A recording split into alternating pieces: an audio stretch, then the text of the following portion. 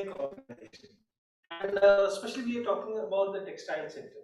There's a need to link the products as they're produced, and you also saw handlooms and the difficulty which the producer has in order to ensure that the product reaches the market.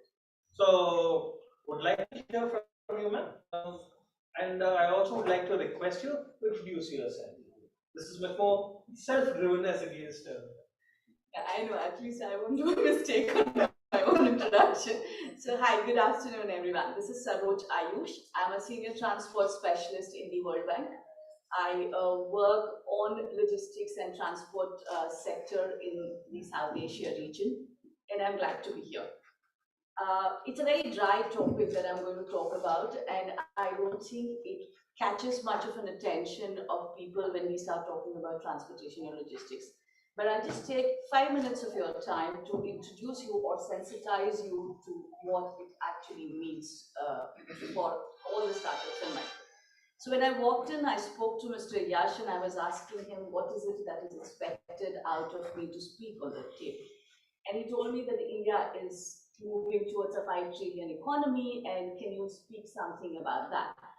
And my answer is I don't know as to how India would reach a 5 trillion economy. But what I do know is that the government of India is giving a boost to Make in India.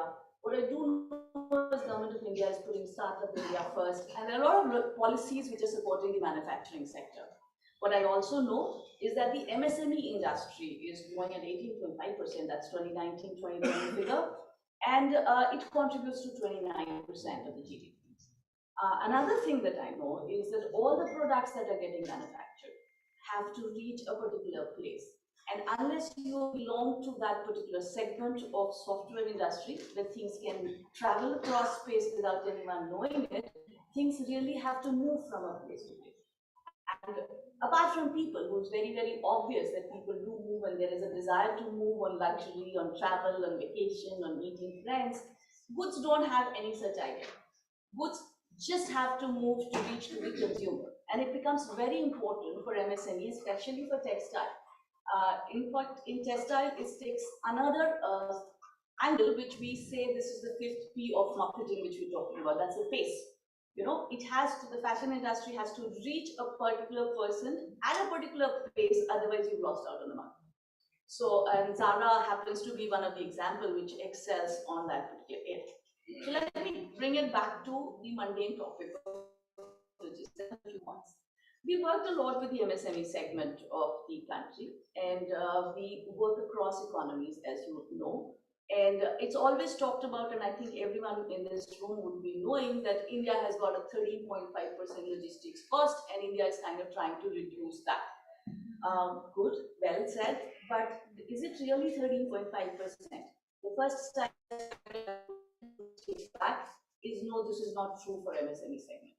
It is specifically not true for the textile segment if you're talking about, because there the costs of logistics is even higher.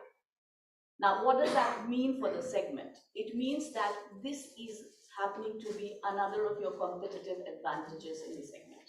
If you do not reduce this cost, if you do not achieve on the pace, if you're not reliably reaching where you're supposed to reach, if you do not make sure that the person gets you the feedback from the whole logistics channel, you are not there in the game if at all you're there in the manufacturing sector. So that's the importance of logistics sector, which comes in not simply on the cost, but also on the pace and the reliability that we're talking about. Second stylized factor that I'm wanting you to take away from this meeting from my side is that it is a competitive advantage that restricts or allows you to expand to various economies. So if you're talking about trade, if you're talking about having to reach your product to various geographies, this is the cost that you are supposed to be bothered about. Also so, because when we talk about the sphere of influence, there are certain costs which are directly under the influence of the manufacturer, which are the production costs, the factory costs, the administrative costs, and the expenses which we're talking about. There are certain costs which are outside the influence of the manufacturer, and there are only two such costs. One is the policy and the regulatory hurdles which you have to clear, and those are the costs. And second is the logistics cost. it is determined by an external person, and you've got very little control on the external person, and that's where the role of the government becomes for support. When we talk about the role of the government, that brings me to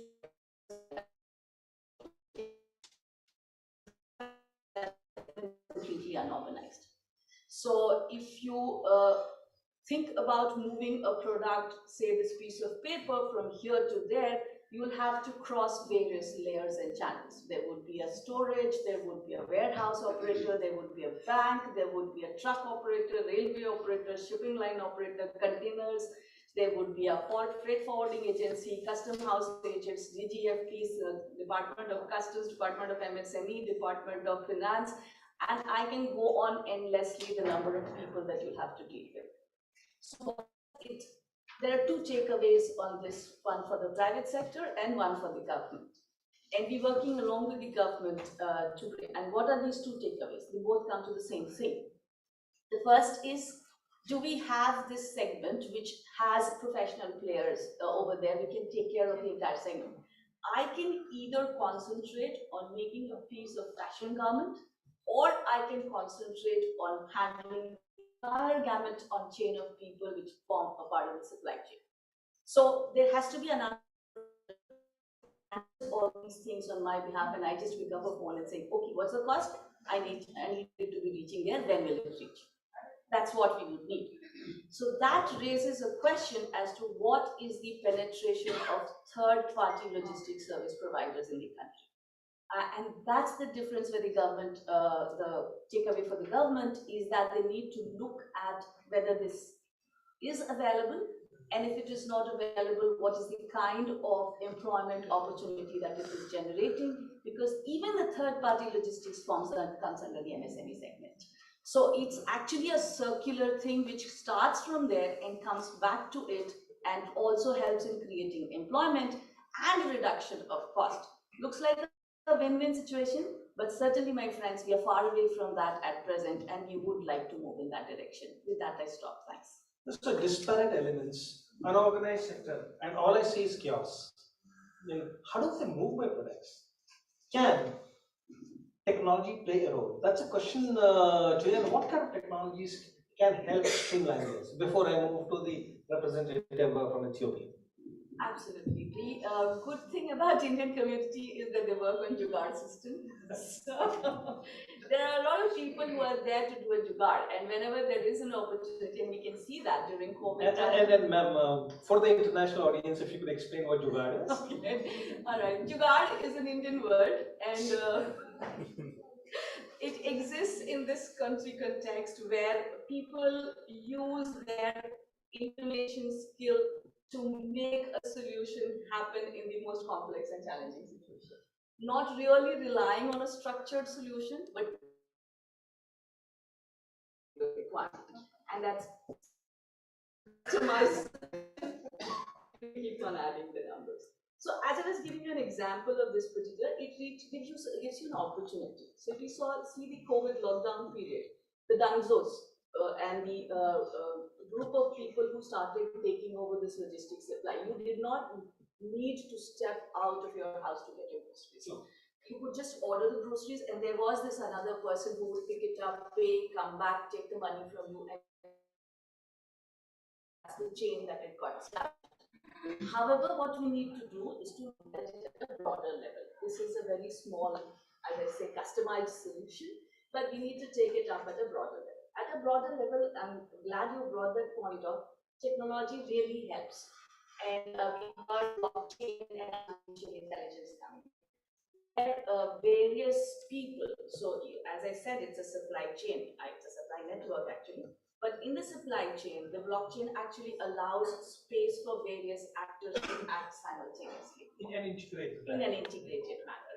And but to bring all of these together, the technology exists, the people exist. What we need is a topmost layer of a company or an organization which brings them together. That's something that needs a little more facilitation than what we see today. Thank you for this. And I would like to request the representative from Ethiopia to tell us how does it work in Ethiopia and rest of Africa. And I've been speaking to a number of people that you're looking at Europe as a market. How do things move? Market linkages for your products to reach European or North America, as an example. Thank you very much. I think these are very important aspect of the event. Production and marketing, these are very important two components which are inseparable. One cannot exist without other. Of course, in today's globalized world, marketing is a driving force for production. So, particularly, this is with regard to the micro, small, and medium enterprise. These firms have been encountered with marketing problems. Yesterday, we have heard the presentation that this segment are very often encountered with selling their product, though they do have the competency, the expertise, and everything, but they are in difficulty to sell out their product to the right destination. So creating marketing linkage is very important within and outside, of course, countries. Let me be practical in this regard with the context and experience of each. Most of the micro and the small and the medium enterprise that we have in our country, they have had dependent upon importing fabrics, trims, and accessories from outside. So as a government, we have been trying to build the domestic capability, the vertical integration, so that the sector can grow and develop in the right direction, because the value addition, the net gain that we are getting is extremely very, very low if we import. So after a very relentless effort, we have able to attract one very important Indian company known as Kanori Africa. Kanori Africa textile company, it is specialized in producing denim fabrics. It is one of the unique in Eastern Africa and Ethiopia. So this company, it has able to supply to the micro, small, and medium enterprise the required fabrics of the denim, where we have been importing from China, from India, from the rest of the world earlier. And it has outsourced the garment to these companies, and these companies able to grow very fast for the last 2-3 years. The number of 5 years ago was only 1,000 in number. Now it has reached more than 3,500. It is because of this linkage that we have created. It has created a market, a product linkage, at the same time market linkage. This is very important, actually, in boosting the development and growth of small enterprises in particular. My sister this morning, she has shown us the digitalization, the fashion trend, the design, and all these things. And all these fabrics, at this point in time, partially we are producing domestically. And this linkage has created a very strong. In another aspect, it is an African economy. Ethiopia is an African economy. 80% of the livelihood of Ethiopians highly depend on agriculture. We are trying to transform this structural economy to industrialization. This morning, my colleague, Dr. Milkesa, has presented that we have built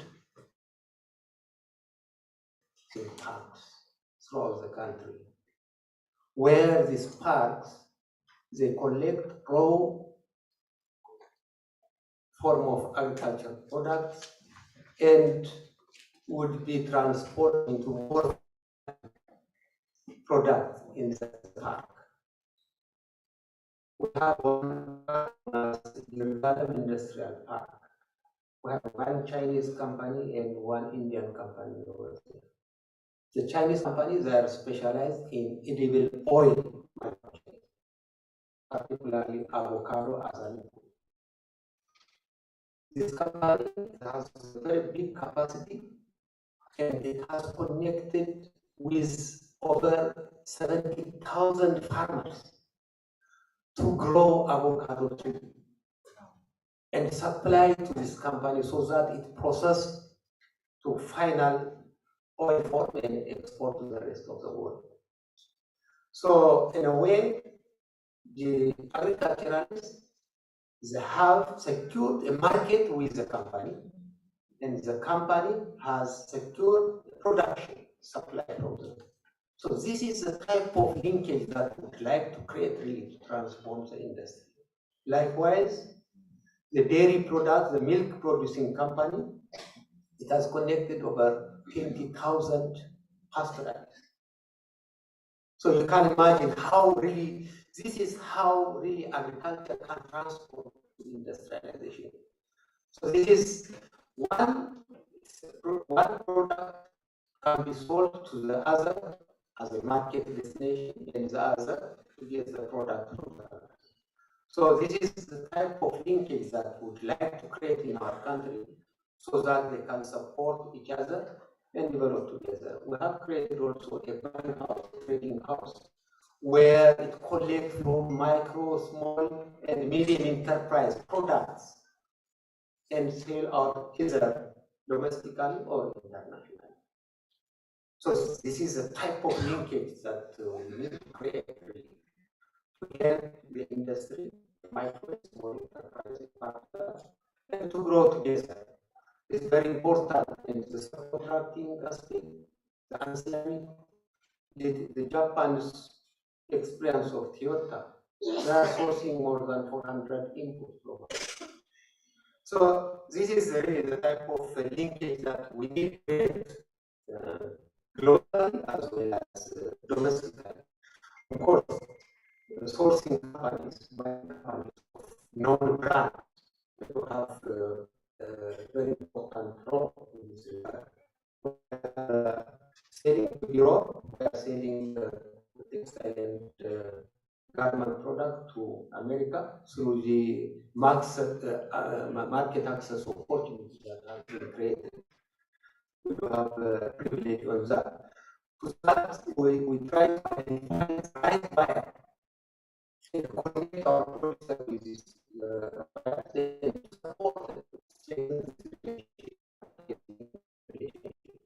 So this is how we look at the linkage that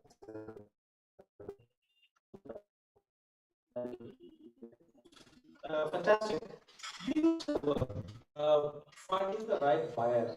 I'm hooked on it.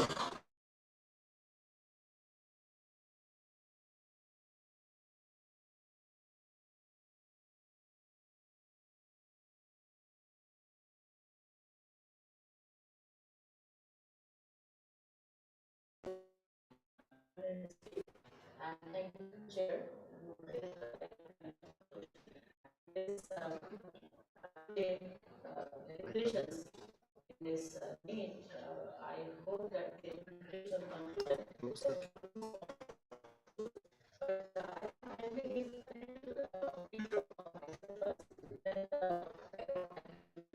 and it's really different from what you have been talking about. I'm a senior scientist with CSIR. Council of Scientific and Industrial Research. Now you may ask, CSR and role क्या है, but I will tell you it was.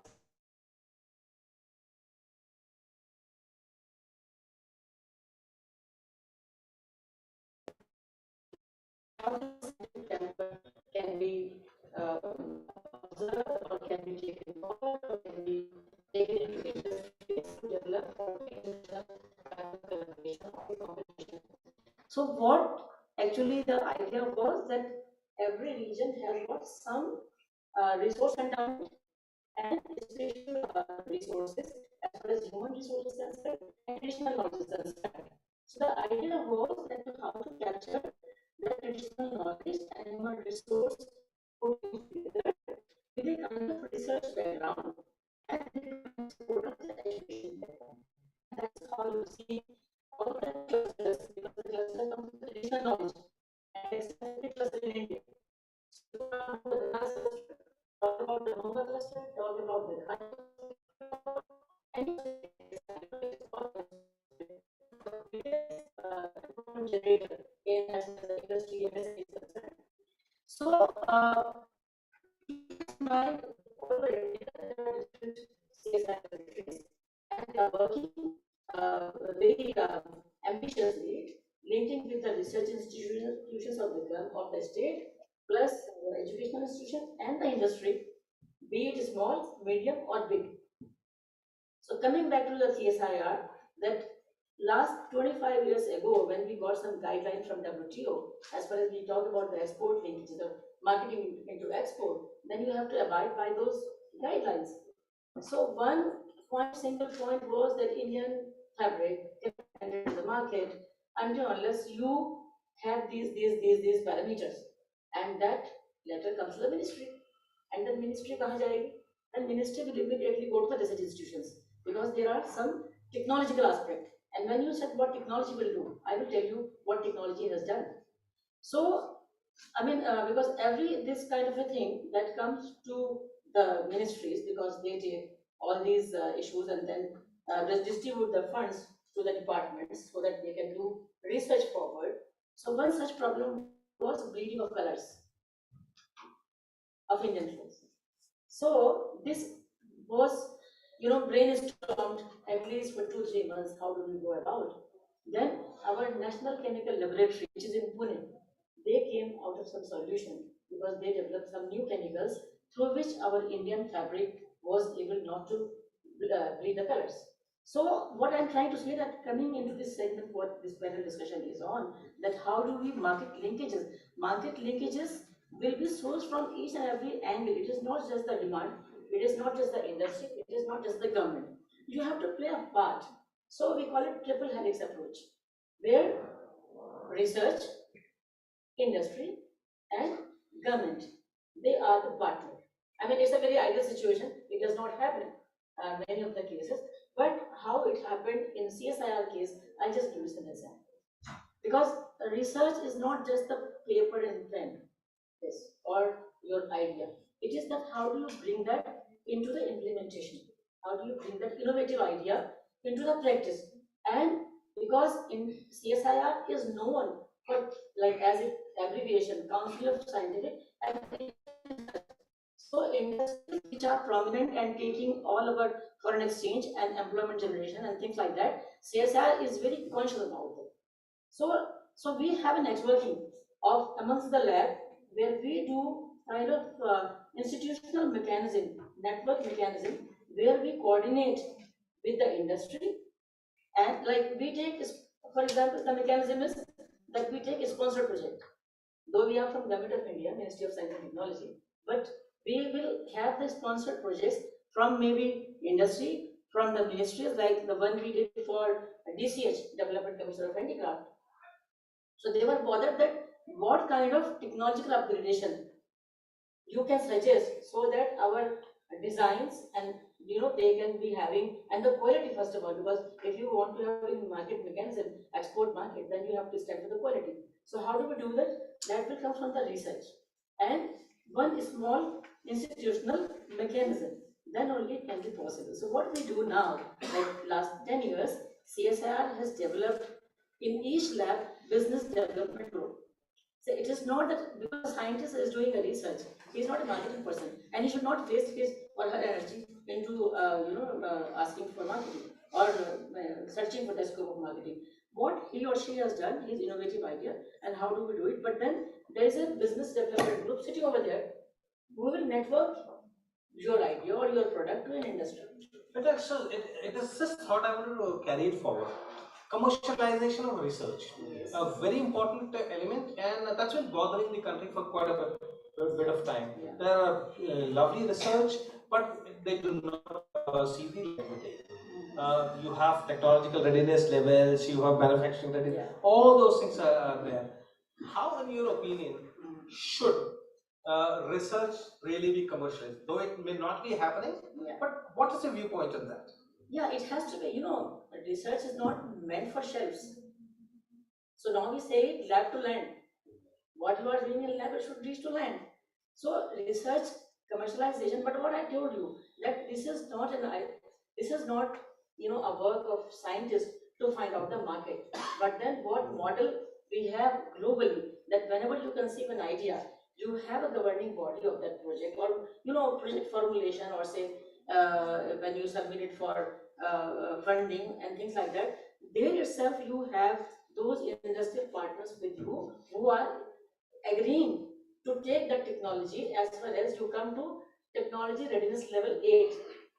Now I tell you the problem is because every CSIR lab, we will work on standards, and there again I will come to the NPL, National Physical Laboratory, right here in Pusa Road. So they work on standards. How do we then? Because if you don't have standards, you cannot enter into the international market, or maybe here also the competition is so high. So the point is that how do you make it? Commercialization is very important of technologies.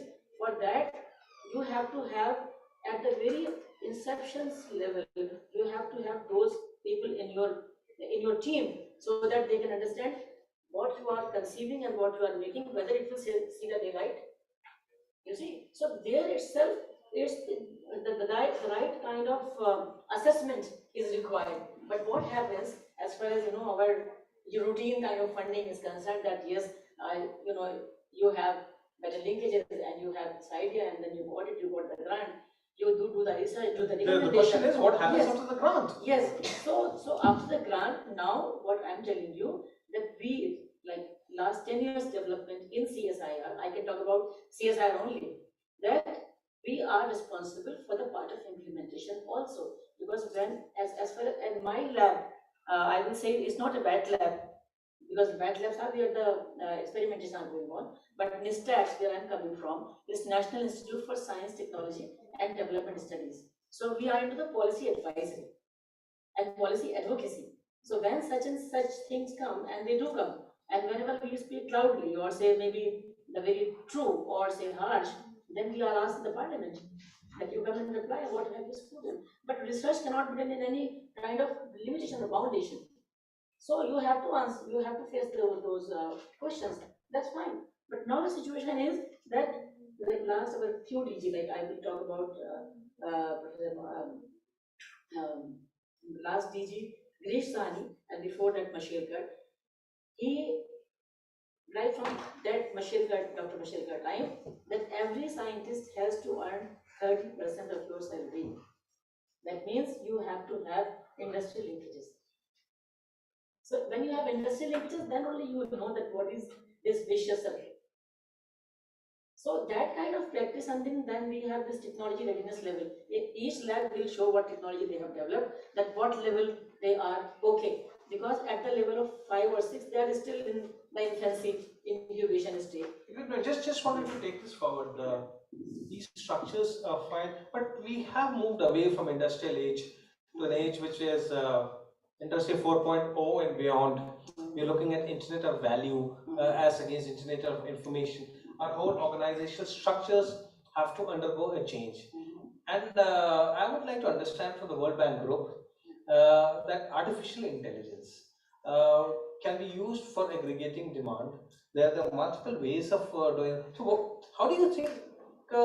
What kind of role can AI play in the fashion in the textile segment and with social media listing happening? You know, while I was listening to you, Professor Nikam, as well as Madam, there's this small little detail which cropped up in my mind, and that would be of interest to the students and my young friends sitting over there.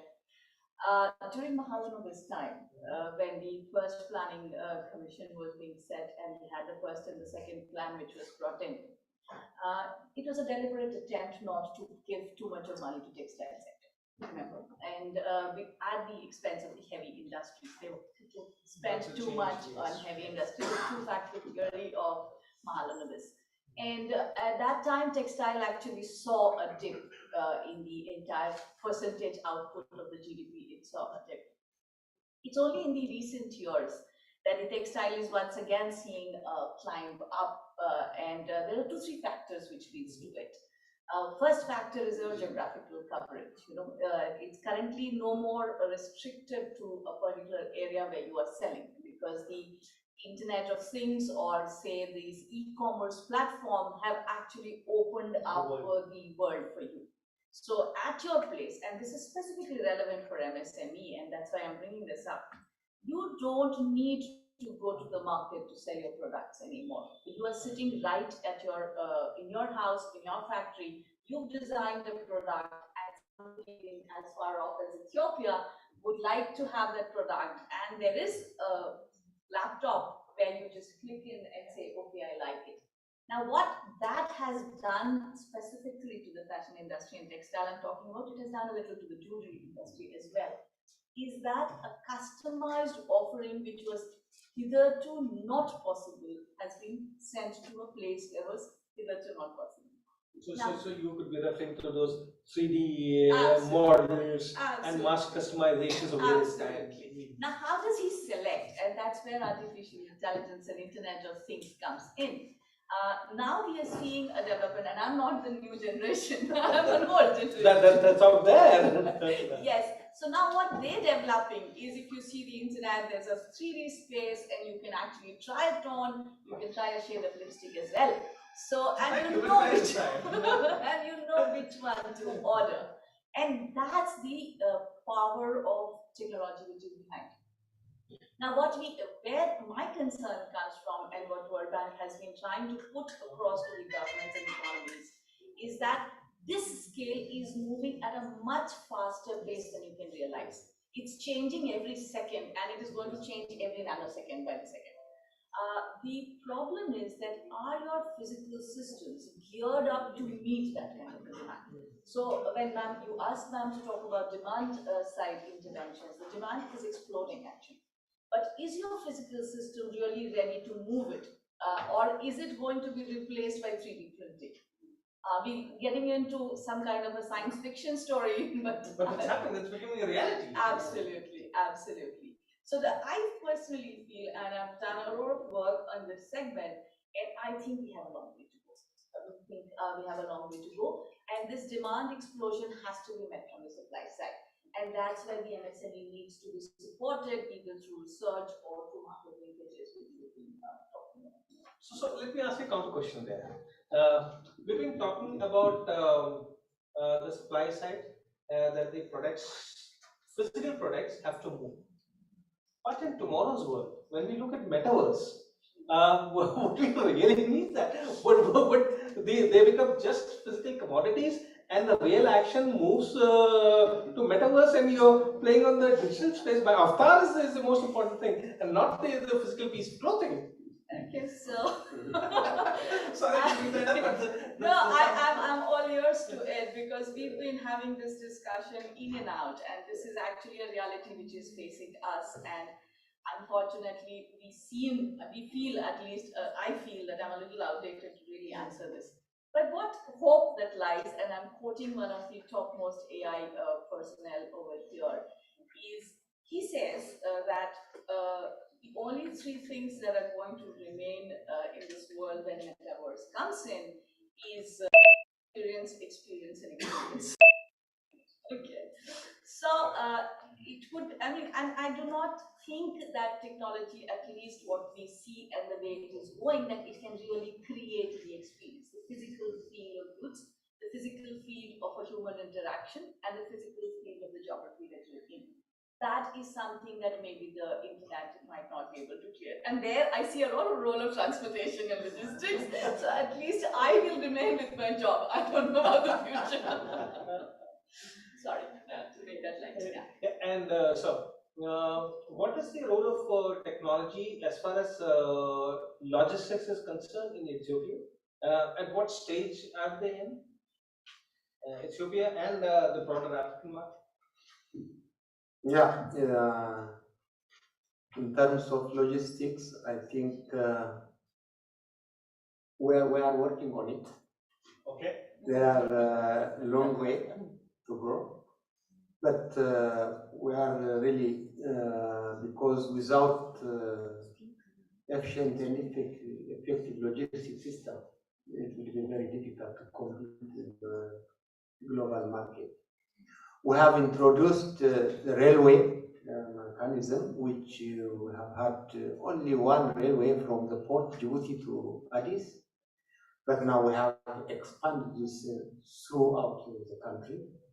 So the just in time, because marketing is all about delivering your goods and service on time. The fifth PS, ma'am. Exactly. So we are working on that, and of course it is a very developing country. We are trying all our best in terms of infrastructure, in terms of logistics, and making doing it. So logistics, it has a paramount importance in really influencing the competitiveness of any given country. So technologically, we are trying to be supported by the technology, the vehicles, the fleets that are the new version of the technology, where your driver is and everything. So we are trying to expand on this facility, but as a developing country, there are a long way to go. Right, thank you. And ma'am, want to also understand how would the performance fabrics, which are becoming and textiles, two important areas which are catching the importance, catching the eye. How would we link the market for them to production centers? Especially, this requires a large amount of thinking. Governments world over are working on this. So, what are your quick thoughts on that? You being a scientist. Very interesting question. When we talk about Delhi has a separate department of textiles, engineering, and I was so glad to see few students. It is, I think, some 5, 6 years back. We are working on the special textile, which keeps our soldiers warm in the minus temperature also. So those kind of special textiles we are talking about in different kind of climatic zones. And this conference in Fiji that time. Because it is a forum of industry also. So they picked up the idea from there, and some industry went into that, and now it is is there in the market. So there are a lot of institutional arrangements for these kind of special textiles, and that is how what I will say that the point I was emphasizing when I opened up my points, that institutional linkages, they are very important as far as the supply side is concerned or demand side is concerned. Until unless we have those institutional linkages very genuine and strong and trustworthy, you cannot move on. Like for example, I was having a chat with Dolly in lunchtime, and she's also the technocrat in this field. She's the mentor of many startups. So she gave me few insights, and she's right. Our fashion industry, especially textile, we are eco दूर दूर की बात है, बहुत ज्यादा pollution से भरी हुई है. So how do we consider so eco-friendliness and you say good environment and things like that? वो कहीं और की बातें हैं, but like if you go to Surat, again a cluster, textiles, art silk cluster, you see the kind of conditions people are working there. It is so inhuman. You just can't stand in that heat for a minute, and they are there for because they are paid hourly basis. And let me complete. And because at one point of time, India used to have only silk, cotton, structured and authentic fabrics in textiles. But now, if you see, because our textile industry demand side, because the cost effectiveness, the art silk, the suit which is sold by the Banaras house for 30,000 by Ekaya, that in art silk, so much of margins.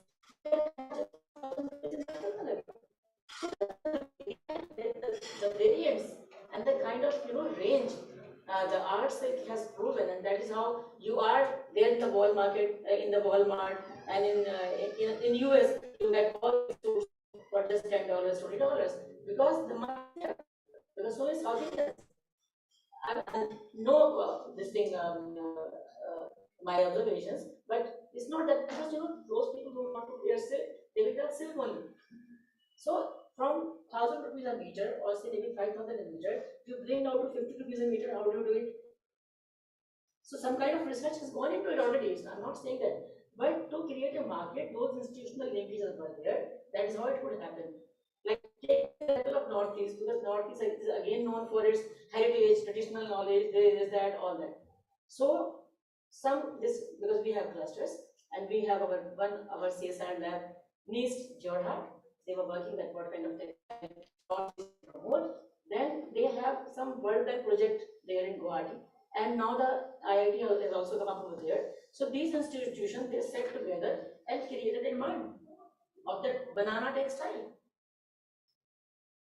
Banana fibers textile banana, and that is very much favored in the international market because it's eco-friendly. And I would not be surprised to say that the kind of junk, our great nation, they produce, because they waste a lot as far as paper is concerned. When they cry about pollution and the blame go on India. The kind of waste they produce as far as paper plates, paper cups, and other things they do, that garbage they send to China because they are not able to process that in their own country. So what China is doing, that they from that ocean waste they are making shoes from that waste, and they are selling it back, and $400 a pair, because eco-friendly ocean waste, because the tag is covered. So like that eco-friendly के हम जब बात करते हैं, the Northeast में now there are so many international agencies, they are putting up their funds to promote these clusters who are making fibers from banana. And I saw it myself with my own eyes, that how beautiful it's coming out, and from juice. So it is demand supply both sides, where institutional linkages will always work. I think we just leave us out the negativity of the policy implementation and this that. But if there are some 20% people in every institutions are there who have this kind of thing that yes, my country will promote these kind of industry and say we will be one nation in textile known. So these kind of linkages have to be established. And there are people who are doing it. And that is how we are surviving. So my question to you was this: when we're talking about the linkages, easy to establish linkages where the production has some quantities, but there are places and there are products with micro quantities, and which can also add to employment a lot in that particular region. What kind of institutional mechanism, and later on technology, how do we create such a See, nowadays, like I tell you one example. This Kaziranga University is based in Jorhat. It's like the entity of North India. Because you must be observing that in Delhi University, in Delhi, you see so many Northeast students, because there was not a private university set up over there. But for last 10 years, this Kaziranga University has come up in Kaziranga National Park. I think Kedan Group is a private university. So keeping in mind the importance of what you said, because they are the industry people who have established this university. So they have established their departments and their professors and their collaborators like that, that it is a very beautiful synergy over there. To take the same question to you from a technology aspect, because this is a conversation it's been happening. They say that in certain regions you have micro production only, and the international demand is of a higher level. So the linkage becomes very tenuous. It tends to break because the requirement is of 500 pieces. Can be maybe only 40 pieces can be produced as an example. So, are there any ways of trying to handle this problem? Can I just add before she Yeah, of course. Adding to this, that how the small bits and pieces should be taken care of. I'm so proud that CSR labs have established their service centers in each lab, so that these small entrepreneurs, if they want the seasoning of their fabric or say whatever the process of the fabric, they can come to the lab, they can pay because it's subsidized. Is subsidized. This is for the textile side, but if you talk about Purja, where the pottery, when we are coming to MSME, the small, very tiny and very micro level entrepreneurs, they don't have that much money that they should establish their own, workshop or this that. So they bring their material to the service center, they pay the minimum amount, and they get their service done. It's win-win situation because CSI is earning. So the service centers, they are beautifully placed and they are silent, they are not making any You want a good answer, you want a bad answer? I want a real answer. So the bad answer is, so I'll finish it off in 60 seconds. So the bad answer is that the economies of scale is not. If you don't have economies of scale, then we call what is it called a customized solution. And customized solutions are expensive. So you really need to pay a lot. The good answer is what she said, and not only limited to what she talked about CSIR. I think the MSME ministry is working along a lot of regions to create what are called a technological incubators or technology centers, where these small items, so just to give you an example to understand what I'm trying to say, so you need to customize a chair and there's a demand from my friend. So here, I need that chair, and some XYZ city in a very small area can produce only 40 chairs. So is there a support system which can be that is important? And that's where these technological innovation centers come in, which allow you to take care of the lathe machines, the kind of bending that would be required, the kind of technology testing that would be required. And I'll just end this by saying that the ratio of this technological support center or technology excellence center in India currently is very good, and the bank is actually supporting to increase the numbers. It's most probably where we need 300, we currently have 95%. So it's a huge scale, and the way and I'm glad also that the government has recognized this and is really stepping up its work in that direction. So we will be seeing some good outcome over there. But this was technology at root level. At higher level, I'll let my Right, and can I just add one more point, because this is a very interesting forum, and I believe there are many young entrepreneurs passed out there, so it is information for them also. That's why I encourage this time. Please go ahead. And again, coming back to the linkages part, that when we were doing one study of the handicap, things like that. So again, technology application goes. So then we found, because we went to what are the problems of the artisans and what kind of technology application they want. Technology doesn't mean always, or innovation doesn't mean big machineries. It's simply an idea. It is simply a placement of their instruments, or it's simply a kind of so what. And in that process, we came to know. We talk about the blue coffee of Pakistan. We talk about the Jamba Romal of Madhya Pradesh.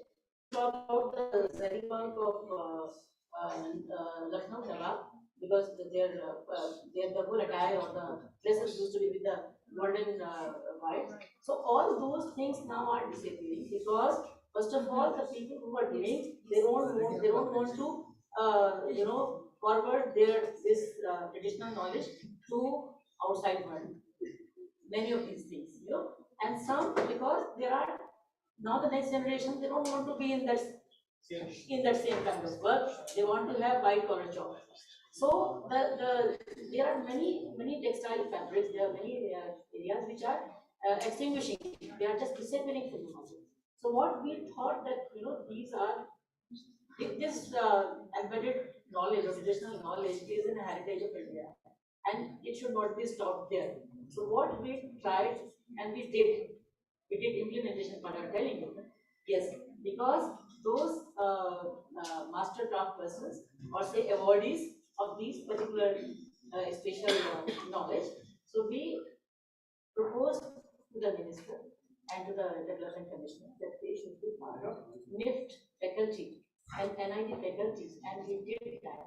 So now maybe it's the information that those kind of knowledge and heritage fabric, those artisans, they come to NIFT and NIT and they teach. So they are now empaneled rotation wise. So this I find you feel very satisfied. Working, because if you alone or every single person can think that I should do at least one thing which is implemented, which you did. True enough. Last word from you before I open it up for questions. Anything you would like to say? Yes, I agree with Ma'am to increase the productivity or the production capacity of a given company or enterprise from 40 chair up until 400 chair. I don't know what type of technology really we can really put on that. But if there is idle capacity utilization, yes, I agree. But to me, encouraging new startup is another way of really tackling this sector to satisfy the demand. One. Second, the point that I mentioned, the buying house, trading house, collecting similar standardized items from different micro enterprise, so that to satisfy the given demand. This is another way of really tackling such type of, particularly micro and small enterprise. They are encountered with marketing. So the Ministry of Micro and Small Enterprise, in our case, the Manufacturing Industry Development Institute, they are tasked to facilitate, to make a consortium of different people to produce the right product to the right market. So we can tackle in that aspect as well. Thank you. Thank you. Open to questions. Young minds and even senior minds. If I can use that terminology. Any questions to the panel? Yes, sir has a question. Senior minds coming in? Can you give it, please?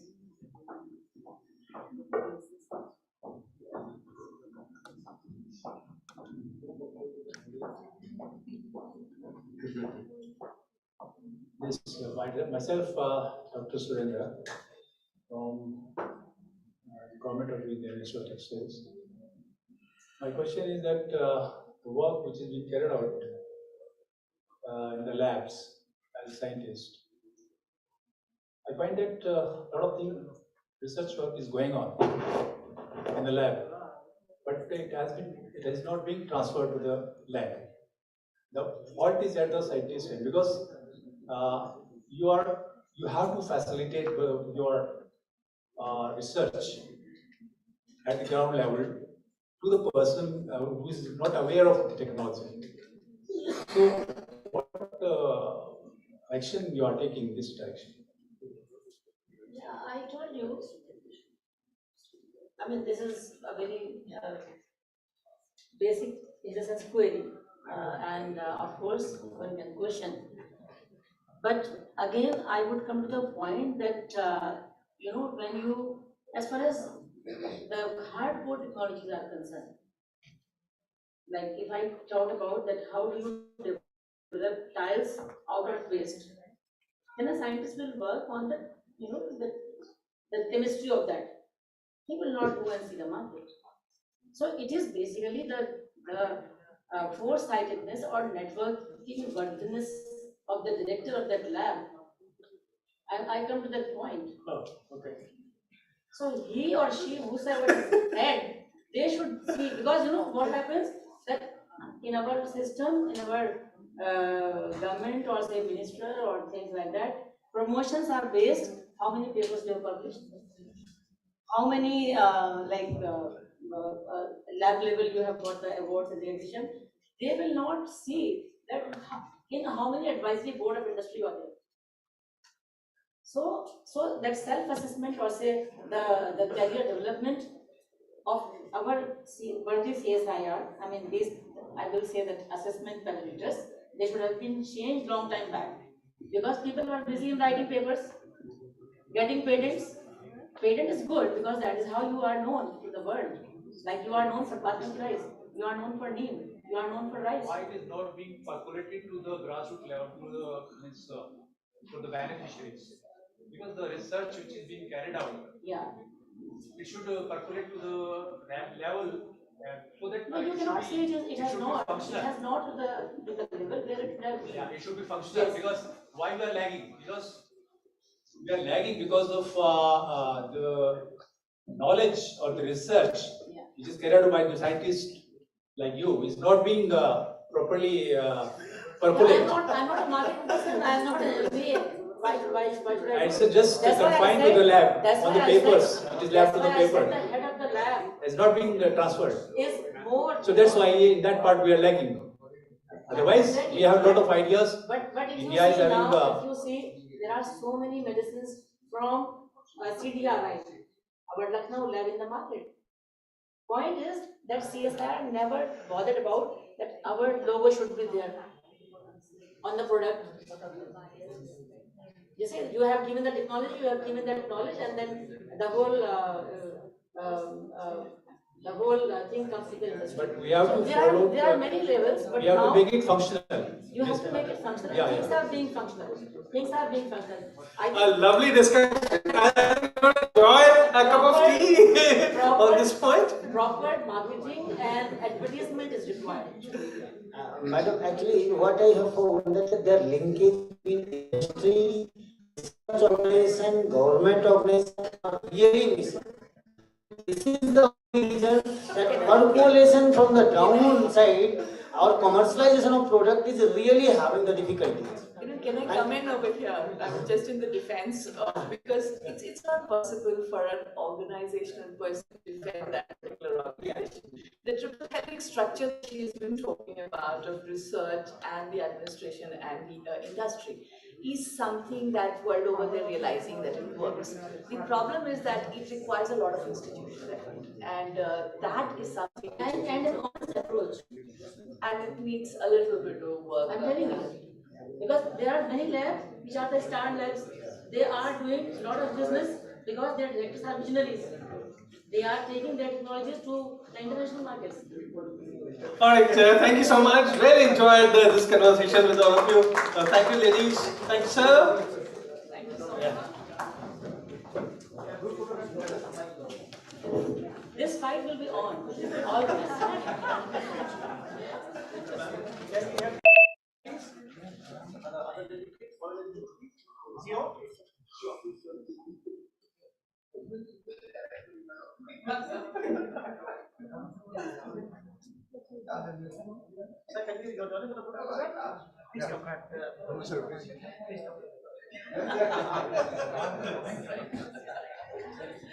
Victoria,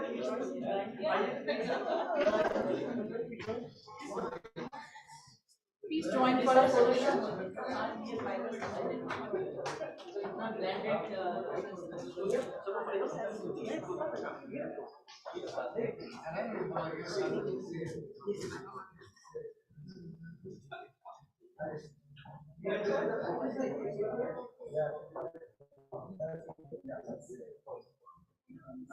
please join us.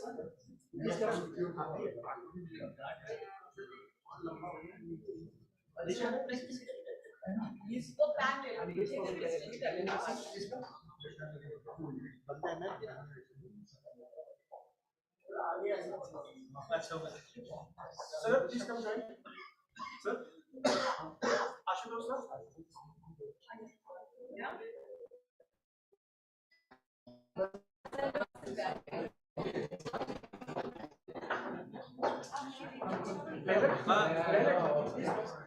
And some young people? Come on. All young entrepreneurs. Yes.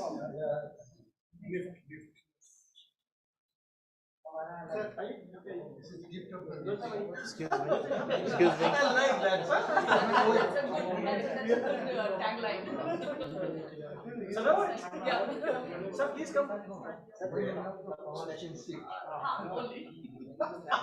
Yes, sir. Wow. Wordsmith.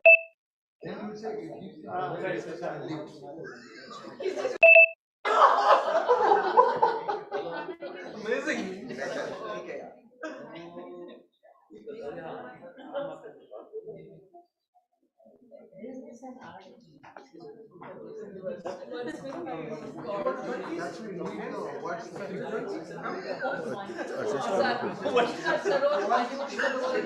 I would like to connect with you, not on the limited lips.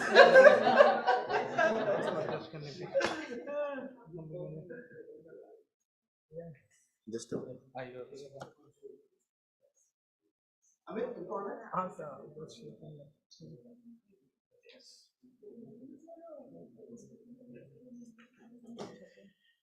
मैं हिल नहीं सकता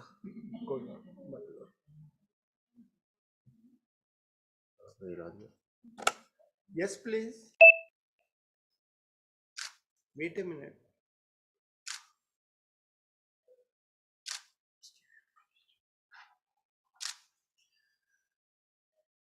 Thank you very much. Thank you.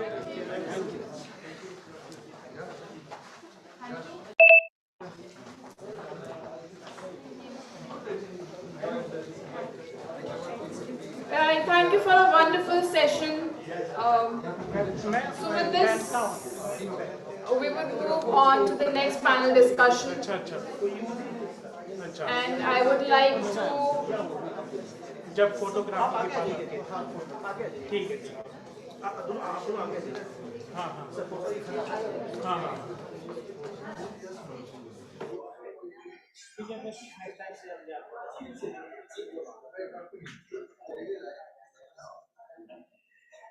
So I would actually next panel discussion we have our people right here. So I'll just take the names out. So for as a moderator, we have Mr. Amrendra Khatua, IFS retired former secretary, special assignment to Ministry of External Affairs, Government of India, and former Director General ICCR. Here with us as a moderator. Welcome, sir.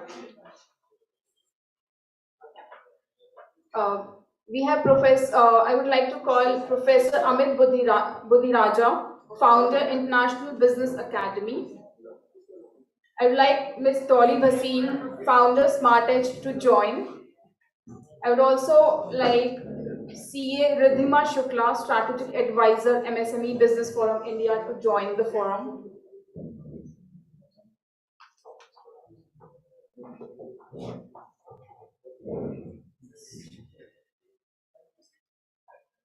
I would also like to call upon Dr. Milkesa Jagema Tolera from Government of Ethiopia to join the panel discussion, please.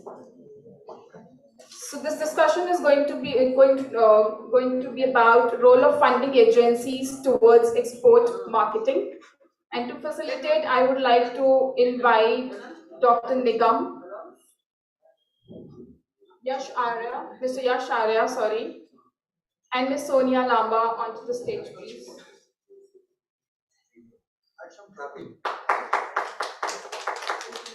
So I would request you to please facilitate Mr. Amrendra Khatua.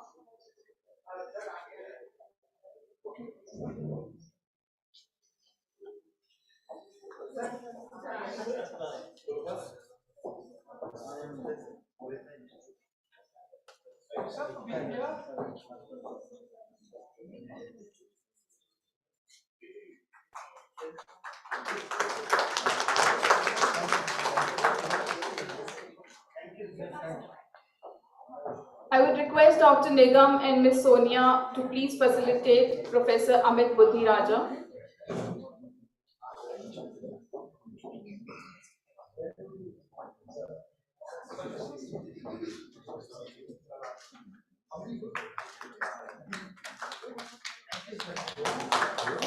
And I would also request one more time, please, Dr. Nigam to facilitate, and Sonia, Ms. Sonia to facilitate CA Riddhima Shukla.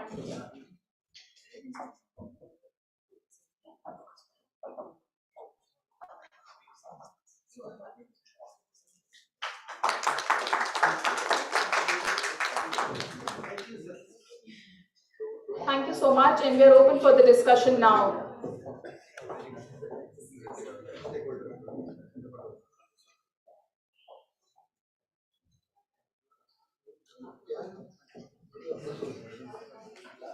So we are open for the discussion.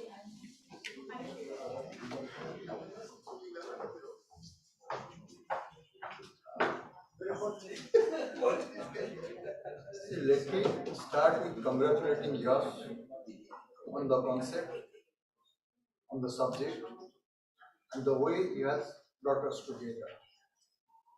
When we are talking about textile trade, we are talking about 5 things.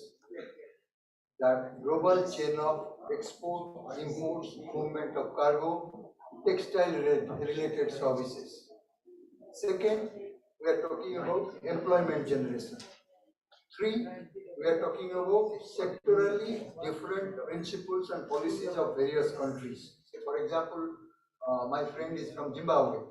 Zimbabwe government has a plan to generate their local textile industry away from India and China. How can they take technical cooperation help from us? Our friend from Mauritius is there. They are trying to create a value chain, warehouse and storing of textile products of globally in Mauritius. Through that, do global trade. Then fourth is, COVID has affected everything. So for example, India's export was $40 to $45 billion. But since 2018-19, growth is not there. Then financial support is required by the textile industry. Innovation has stopped. All those things have to link up. Then last is, when we are talking about role of funding agencies, the most important is, what will they do? What are the lead way? We'll start the discussion. It will be very interesting with the presence of all the Maharathis here. And I think what I will do, we'll start from you. And please, like the introduction she gave is not enough. If you could start with the okay. We'd love to hear that. Okay. Thank you very much. Yes, my name is Bilkesa. I come from Ethiopia. General Manager of Manufacturing Industry Institute. When we are talking about the role of funding agency in promoting export, to my understanding, there is no any country standing by itself. So in a global world, globally, we are interlinked with each other. So why a country export some products? In the case of my country, when I took Ethiopia, especially developing countries, there is a trade imbalance. Most of the time, import is greater than export. So in a global economy, especially when we are talking about this coronavirus pandemic issue. For example, I wanted to indicate Ethiopia is mostly exporting textile garment. We have previously I tried to present, we have more than 27 industrial parks. All these industrial parks are already textile and apparel. Ethiopia is the third largest textile exporter of Africa. Yeah. Also, we have a population, high population. We are the third one, 110 people. From that, 70% is already active. So when we see the export volume, for example, 2012 2012-13, we tried to export 98 million US dollar. It is very small. In 2013-14, we export 111.3 million US dollar. It is already only textile. In 2019-20, we export 171.68 million US dollar as a time of pandemic. In 2020-21, we export 151. We lose more than 20 million US dollar at the time of pandemic. So presently, the government tried to revive its area, and after the pandemic is already tried to the government tried to promote, especially the European, the American market is not good to Ethiopia. So we are trying to using, we are interlinking with agencies, especially international agencies like UNIDO. We are already highly intimated with World Bank. Different financial institutions are already closely working with Ethiopia. So we try to raise upgrade our economy, especially in the export-oriented area. Presently, we are trying to finding other marketing destination rather than the previous one. Searching, finding other marketing destination, especially Indian, Asian countries are very important. We are presently doing with our embassy to search comparative advantage of the country. So this is what we have to do. So we should develop hand to hand with developing country through technical support. What is this? What I have. Thank you very much. Thank you.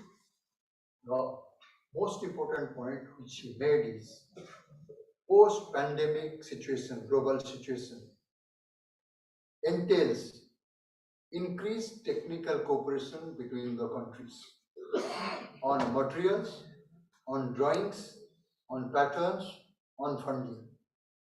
Let me now go to Professor from Indian Institute of Foreign Trade. And let's talk about how the funding arrangements could be streamlined now, today's world, and how this could support or increase export initiatives of different countries. Thank you, sir. Thank you, my friend from Ethiopia, who spoke very appropriately about the textile and ecosystem that exists in Ethiopia. This deliberation is being held at a very appropriate time when India has achieved its highest export growth target of $400 billion, which is highest ever in the history of India. Right, so that's something outstanding. And textile has played a significant role in achieving these targets. Especially India has been focusing on Northeast region, the natural sustainable fabric has also gained a lot of prominence during this period.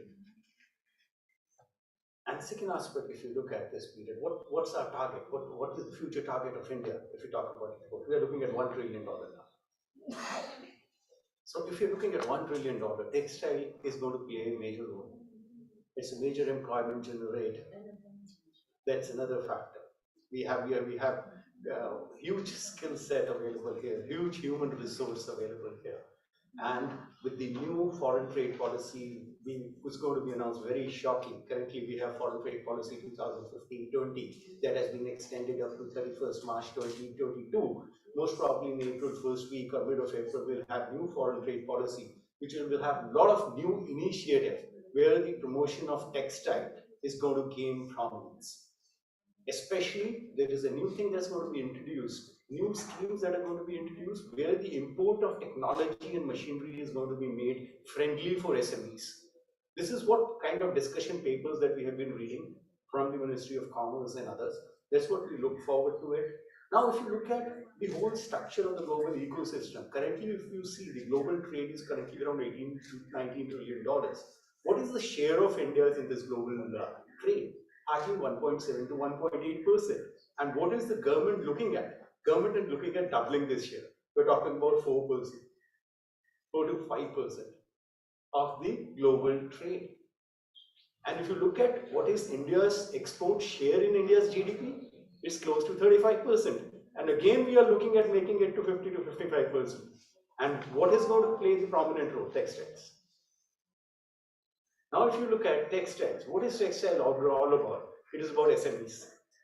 Globally, 90% of the businesses are SME owned, and 50% of the exports is done by the SMEs.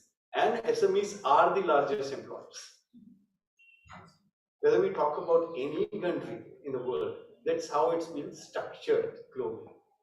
Now, in the whole ecosystem, if you start looking at something, would you like to live in a house with doors and windows closed, or would you like to live in a house with the doors or windows open?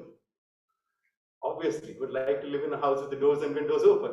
That's what India is all about today. But it's about Atmanirbhar Bharat. That means my feet are soundly grounded.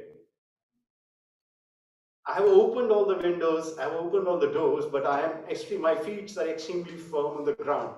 So I'm going to be self-reliant country exporting textiles all over the world. Now, where does the challenge come from SME when we talk about this? What do we wear? We wear big brands. We don't wear SME brands. Why so? All of us here, I don't want to name those brands that we are wearing because I don't want to be a marketing agent for them. They don't pay me for that, right? So I'm not going to name any of those brands, but we are wearing those brands, right? So why are we not wearing SME brands? SME has not created a brand for itself. It has become a contract manufacturer. Somewhere in the global value chain, it has just become a label, providing the stuff. So what is it missing it out? It's missing out the benefits of the global value chain. Who takes the most margin, the profit out of the whole value chain? The big brands. SME doesn't get anything. He remains where? Who takes all the loans for the machine? SME. Who goes to the bank for collateral to take his loan? SME. And who is manufacturing for the big brands? Who are just doing marketing, not doing manufacturing. How we can make a small SME a brand in itself, that is something we have to look at in times to come. And now when we talk about these global value chains, like somebody was talking about Mauritius becoming a hub. Now if you look at a global value chain, is being made so complex by these big brands by using myriads of FTAs and free trade agreements that SME cannot benefit out of it. Now we need somebody from the government or these kind of forums where we can educate these SMEs how to work his way around among these FTAs. He doesn't understand how he can source his machinery from Germany, fabric from Indonesia, embellishments from Sri Lanka, and certain designs from Tanzania, and create a product which he can sell in Netherlands or in US. Can we empower an SME to that level? Big brands are doing it and making all the money. I think future is where we bring SME to that level.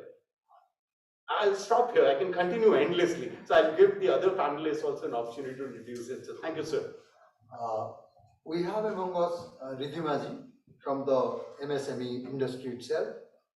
The point what he made is MSME, while supporting all the big industry, helping promote our exports, must create its own brand. It is not important for India, also important for my friend from Zimbabwe is there, for Ethiopia, for many countries which has large segment of their GDP from where they export textile products. Let me request Ridhimaji to talk about 3 aspects or 4 aspects. One is the funding part, second is the globalized effort part, 3 is the market chain part, then 4th is how to bring this awareness in the MSME industries. Thank you. Thank you. Thanks for giving me the opportunity and privilege to speak about the topic which is relevant to the exporters. We are fortunate and excited to read that India today has crossed $400 billion exports. So, which is a record. I am heading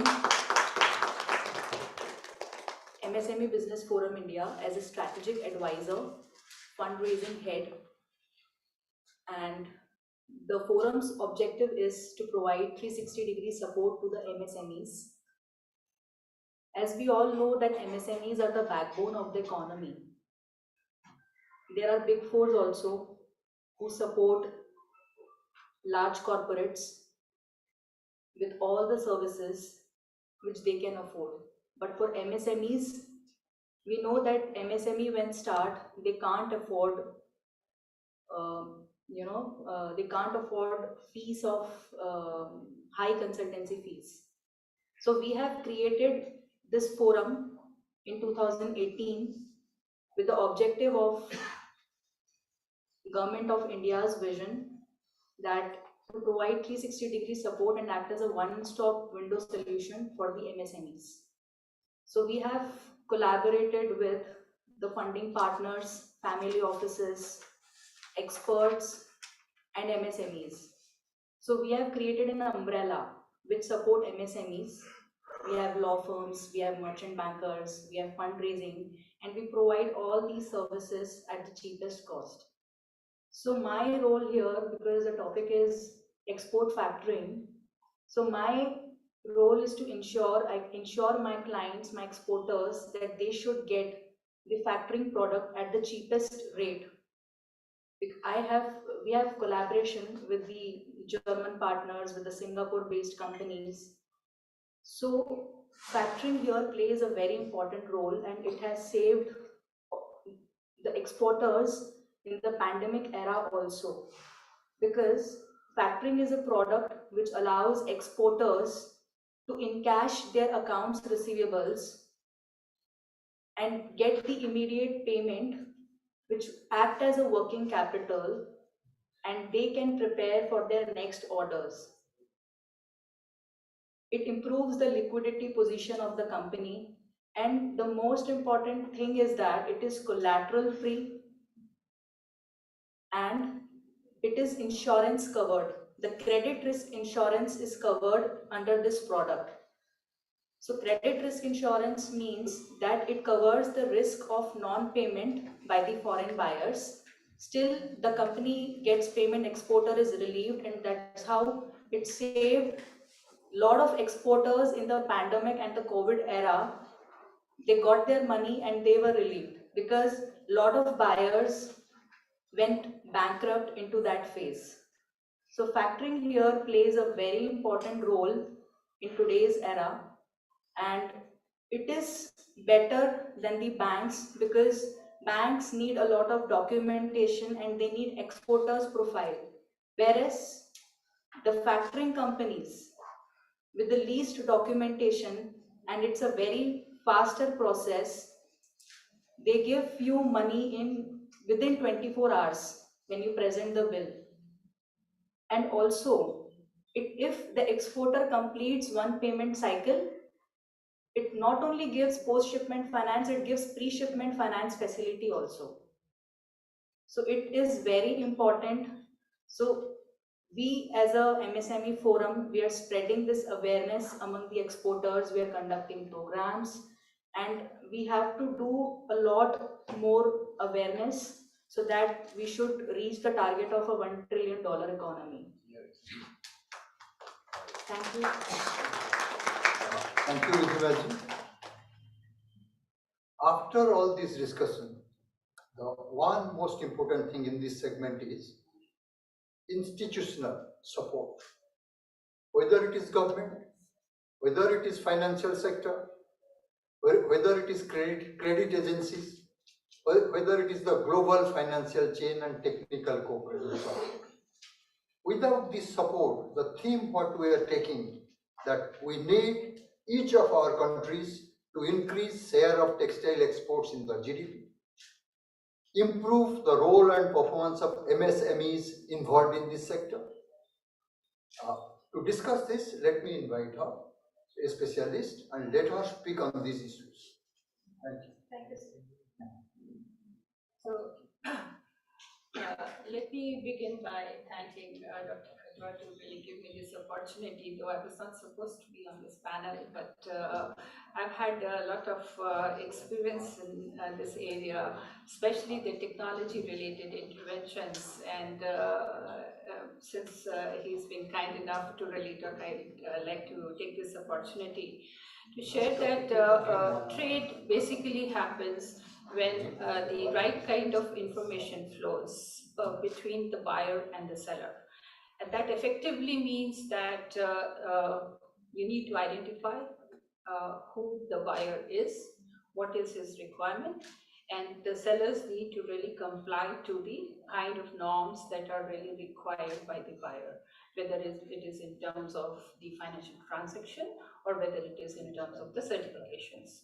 So in this particular case, we need to really understand in the textile garment space, what are the kind of emerging norms that are happening, that are being enforced internationally, and how do we really comply to those, especially in the context of today's session in the global textile ecosystem.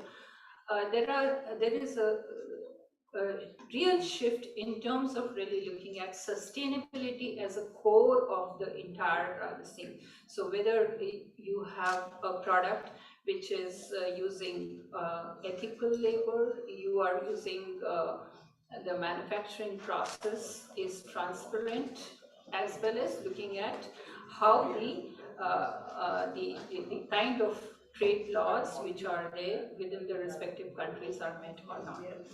So for facilitating that in the country, we have a huge amount of organizations which are supporting the MSME ecosystem, beginning from aggregating the kind of supply side through the GEM portal, which is basically a portal which MSME government ministry has really tried to bring everything online for facilitating the supply side aggregation.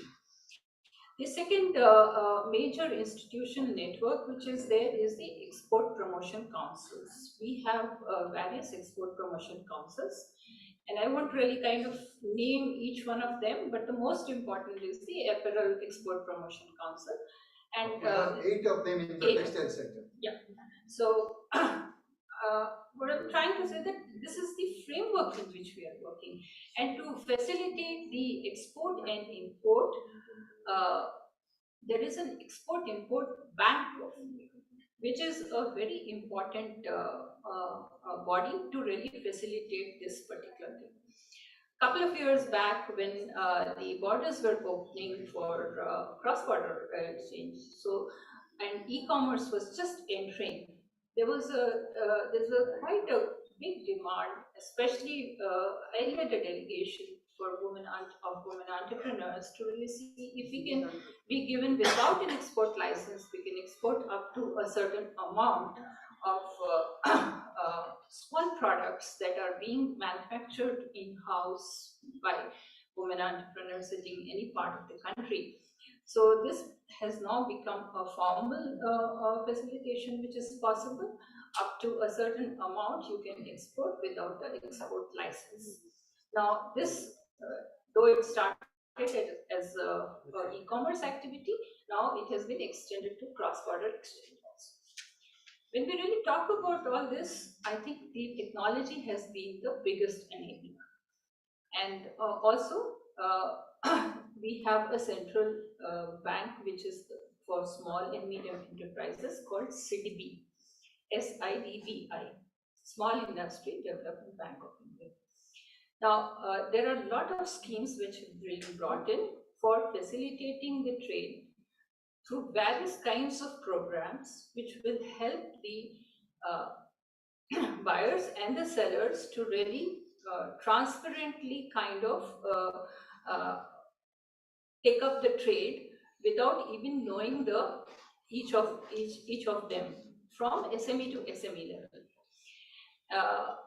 There are a whole lot of schemes, but one of the biggest schemes that really make life very simple for the small-time garment exporters is of the kind of line of credit as well as in terms of facilitating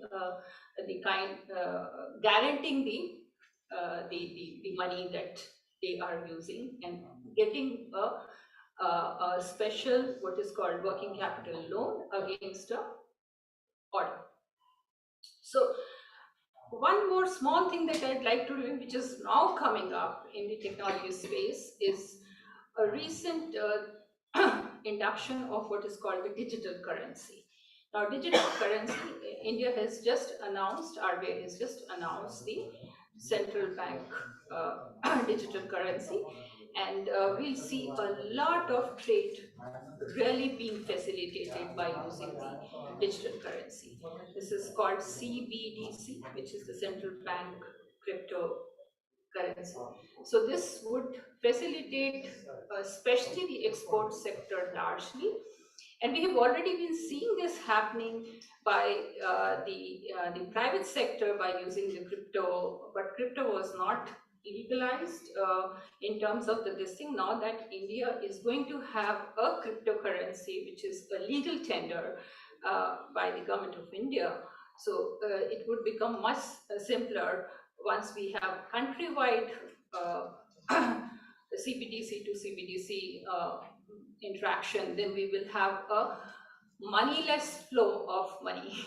So that would make it the export very easy and very fast. And I remember about 35 years back when I installed the first SWIFT network in India. I'm a technologist, so 35 years back, I installed the first the SWIFT switch at Bombay, which was the first indigenization of the SWIFT switch in India. And this is how I mean, we've come a long way in 35 years. We're now moving towards the crypto-based facilitation. And thank you very much for this time. And if there are any other things, we'll take it. No, this is an interesting subject on which we needed much more time. We have 5 minutes. As I said, 4 things are very important. One is to support all our small, medium industries in the textile sector. 2, increase technical cooperation between the countries having similar experience. 3, training and appearance of the funding agencies specific to the textile segment. 4th, this kind of get together where the traders, the funding agencies, the consultative agencies, the experts, the technology people, they get together and discuss the issue. Now we don't have much time, 5 minutes, please ask any question to them. And also I wanted to ask our colleague from Zimbabwe to basically speak about what is happening in Zimbabwe in the sector, what changes there.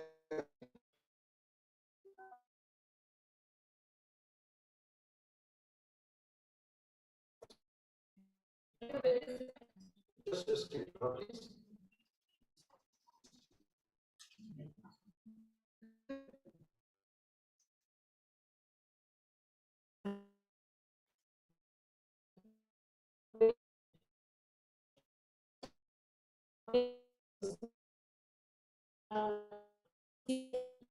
What has been happening, the negative publicity and all that, people in Zimbabwe have gone to develop, starting to do or growing within their own, like you said in the beginning, that Zimbabwe is looking at using their own resources instead of exporting and getting from other countries. Now hemp, a product called hemp. Yesterday we had somebody from the hemp affairs. Yes, Hemp affairs. Yes. So Zimbabwe has really started going in that direction, where many farmers, because of the access of land that we have, many farmers have started going to venture into hemp farming, which is something that they can do as a way of raising capital, as a way of raising money within the country and develop our own resources as well, instead of relying on other countries because of the negative publicity. So it's really going quite well. Right now, I know a number of farmers that have started growing hemp, and it takes about 4 months with our climate in Zimbabwe, and it's doing quite well. So we also would like to have companies like Hemp Affair to come and input in terms of knowledge, to impart knowledge and exchange ideas with our country in Zimbabwe, and anybody involved in hemp production or hemp farming to also come on board and support us as a country, because this is something that has just started. So we may have some challenges in terms of exporting it to other countries, but if we have other players that are already experienced in terms of how we can go about it and grow it, we would really appreciate it. Thank you.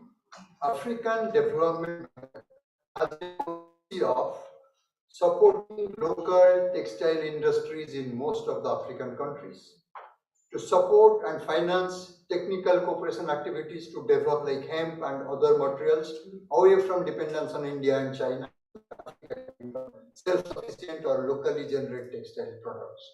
Now let me ask our colleague from Mauritius to speak few words on this, what they are doing. Thank you so much, Mr. Katua.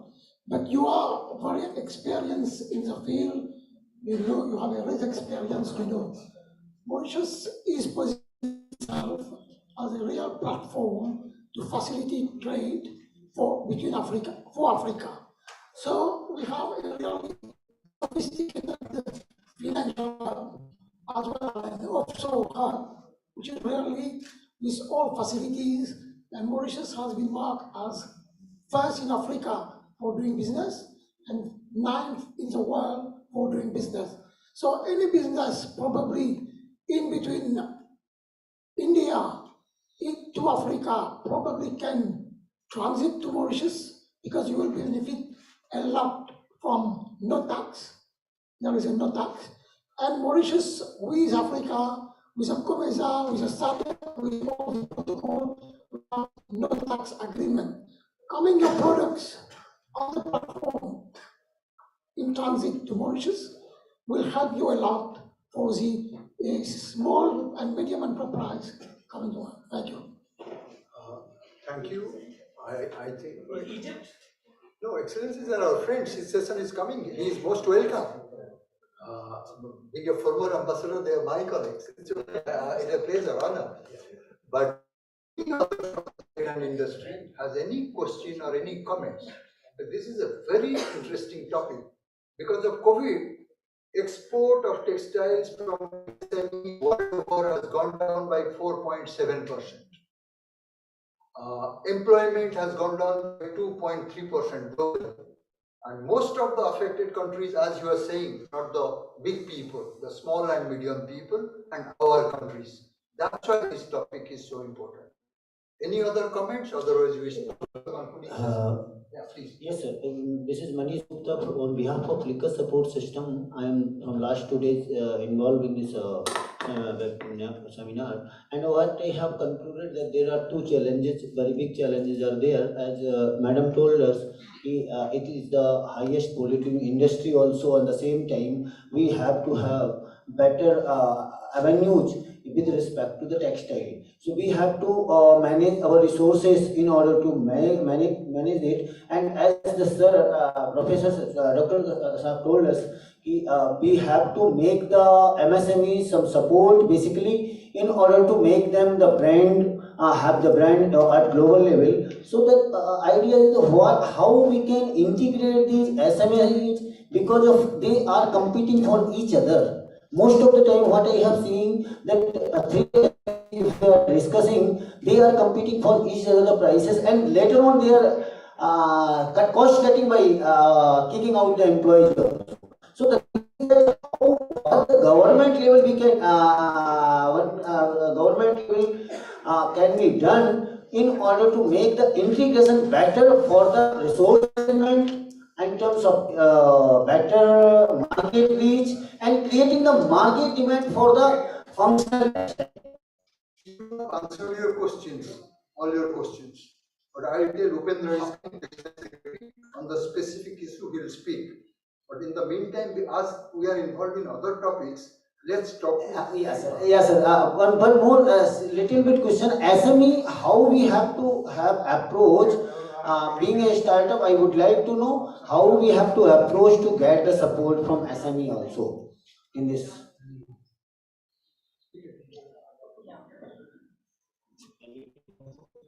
So,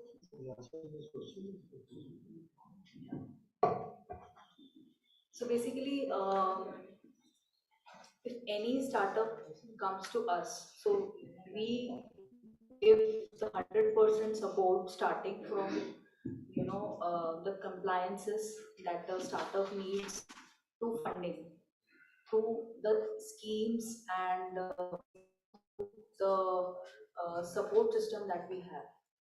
So we help from from here, from the beginning till the end. We provide a complete ecosystem to the client. What you are talking about is integration of SME into global value chain. You have to understand what would be the pillars of integration into global value chain. Primarily there are four pillars whenever you want to integrate into a bigger ecosystem. One would be your commercial pillar, one would be your financial pillar, one would be your regulatory pillar, and one would be your logistics pillar. Right? So an SME has to master all these four pillars. Right? And once he has mastered all these four pillars and he has structured his business model around all these four pillars, it would be very easy for him to make a transition and integrate himself into a global value chain. And an SME should be looking at becoming a SME multinational. Instead of becoming multinational and competing with somebody else. Today, for example, the lady from Zimbabwe is here, and we have a gentleman from Mauritius who says the Tech7. Your textile from here is not competitive. You buy from Zimbabwe, use Mauritius as a hub to repackage, rebrand, and sell it to wherever you want. Why restrict yourself to a particular region? Why so? Because he says in the ease of doing business, he says number 9 or number 1. I am at 57. So obviously he gives me a better ecosystem. So how do I use this kind of an ecosystem? For that you need to be very well versed with the four pillars that I was talking about. Thank you. I think this was a very interesting session. For the concluding session, the VIPs have arrived, and I think yes, and others will continue with this in future. Thank you. Kind of you.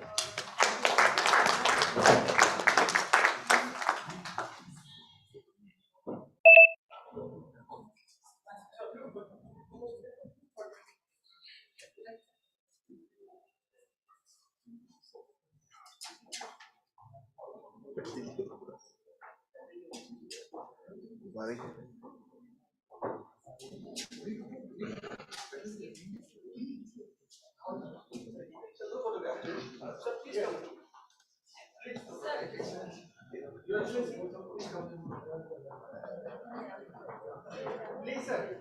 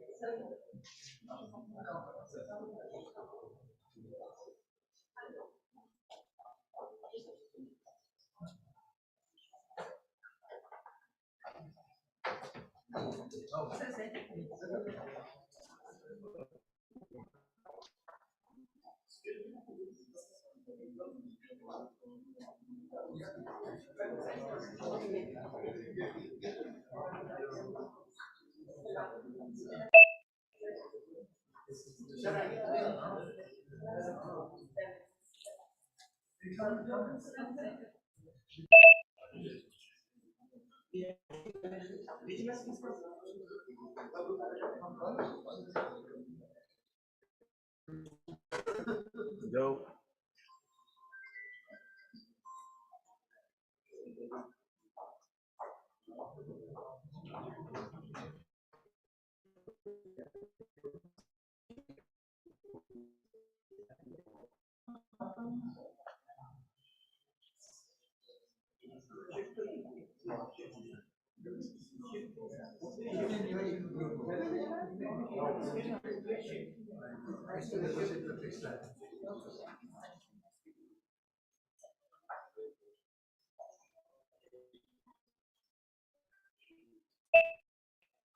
Yes, please.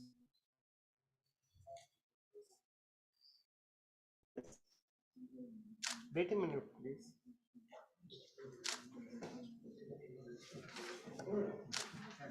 Thank you very much. Please, all the one delegates, please join us from Mauritius, from Zimbabwe, from the USA. Please come. I think we'll have to make a second line.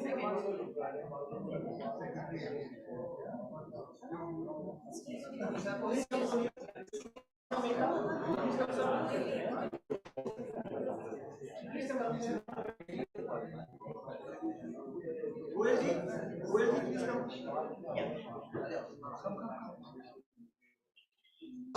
Ashra ji.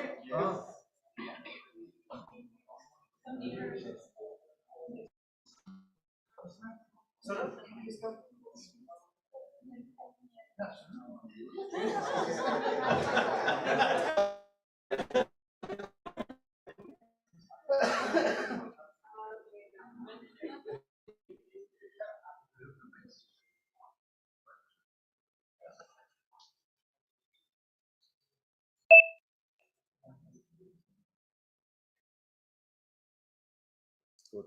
Yes, please.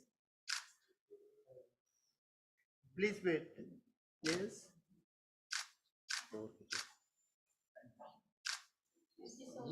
Thank you.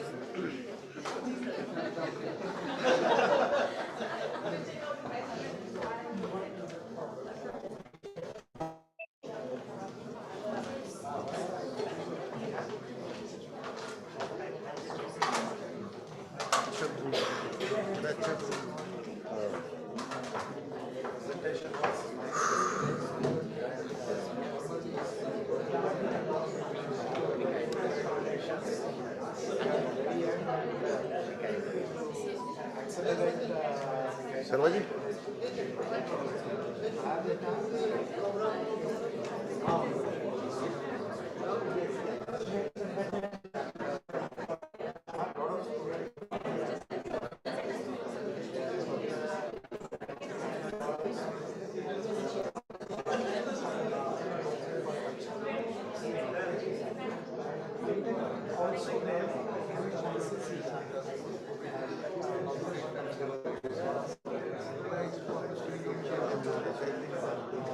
Thank you everyone, and please be seated for the next. So we'll be winding up the event by with. So please, can you take your seats for some more time?